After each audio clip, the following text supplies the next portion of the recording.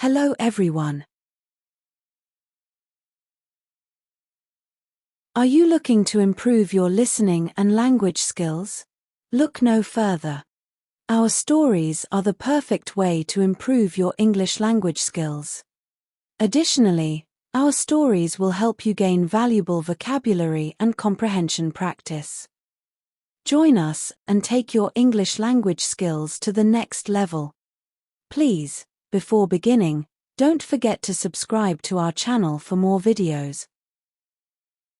I don't understand men.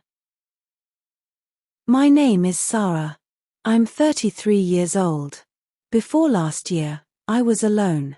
No boyfriend, no romantic dinners, no late-night texts asking, "Did you get home safely?" I used to wonder, was it me? Or was it them? Why was love something I saw around me but never touched? I told myself I didn't care. I had my career, my books, my family. I was fine. That was the lie I told the world and myself. But deep inside, I wasn't fine. I longed for someone to share my thoughts with, someone who would see me not just the strong, successful woman on the outside, but the vulnerable, quiet girl inside. Chapter 1: The Wall. For years, I built a wall around my heart. It was high, solid, unshakable. I told myself it was for protection. If I didn't let anyone in, no one could hurt me. But I didn't realize the same wall that kept out the pain also kept out love. I remember one man, Omar. He was kind, funny, patient. He tried to get close to me, but every time he did, I pushed him away. He would ask, "Sarah, why don't you trust me?" And I would say, "It's not you. It's just, I'm not ready." But the truth was, I didn't know how to be vulnerable. I didn't know how to trust anyone with my heart. Omar eventually left. I told myself it was for the best. But the truth, it was my fault. Chapter 2: Meeting Adam. Last year, I met Adam at a work conference. He wasn't the kind of man who turned heads. He didn't have a flashy smile or an overconfident charm. But he had something else, kind eyes and a quiet strength. He wasn't trying to impress anyone. He wasn't trying to impress me. And maybe that's why I noticed him. We started talking during a coffee break. He asked me about my work, my hobbies, my dreams. And for the first time in a long time, I felt like someone was genuinely listening. When the conference ended, he asked, "Can I call you sometime?" I hesitated. My old fears came rushing back. But something about Adam made me say yes. Chapter 3: Learning to Trust. The first few months were hard. Adam was patient, but I could feel my walls rising every time he got too close. One evening, after dinner, he said, "Sarah, I feel like you're holding back. What are you afraid of?" I didn't know how to answer, so I stayed silent. He sighed and said, "Look, I'm not here to hurt you. But if you keep shutting me out, there's no way this will work." His words scared me.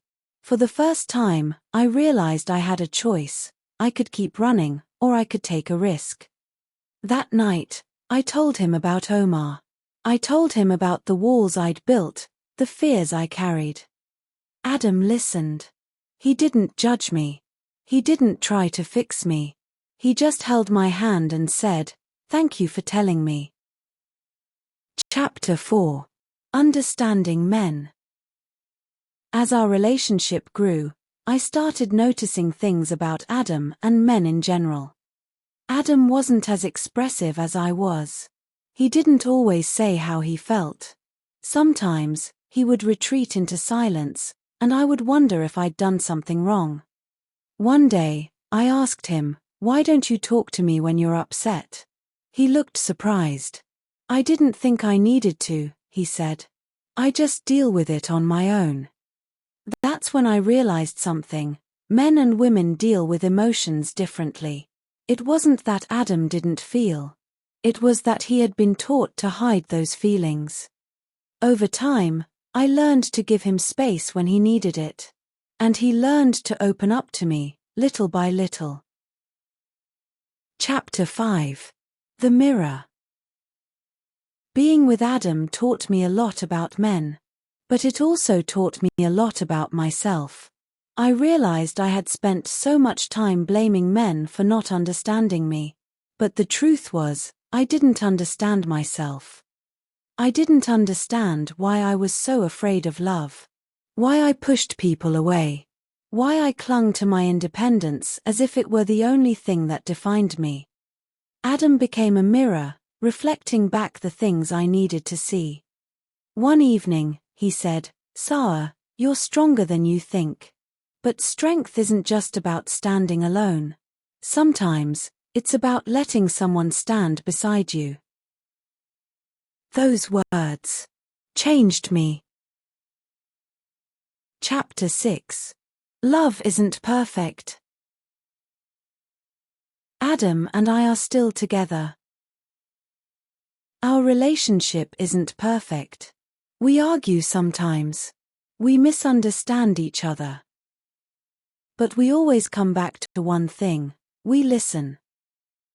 I still don't fully understand men. And Adam doesn't fully understand women. But maybe we don't need to. Maybe love isn't about understanding every little thing. Maybe it's about accepting the mystery, the differences, the imperfections. And maybe that's what makes it beautiful. Or maybe just the beginning. Please don't forget to subscribe to our channel for more videos.